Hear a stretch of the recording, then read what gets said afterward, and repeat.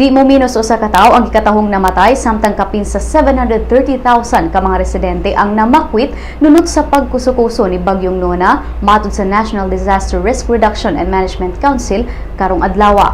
Ang namatay giila nga si Pascual Ausente, 31 anyos ug residente sa Northern Samar. Si Ausente namatay tungod sa kadagang samad nga nahiaguman niini human maigo sa milupad nga atop.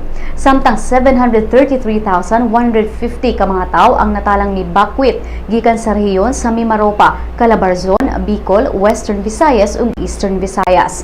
Matod sa 11 AM update, weather update sa Pag-asa, ang Bagyong Nona nasigpatan sa may Pinamalayan Oriental, Mindoro. Dala niini ang hanging may gikusgon nga 140 kilometers per hour ug ang paghuros niini moabot sa 170 kilometers per hour. Gipaubos sa signal number 3 ang Calamian Group of Islands, Oriental Mindoro, Occidental Mindoro, lakip ang Lubang Island. Samtang gipaubos sa signal number 2 ang Marinduque, Romblon ug Batangas.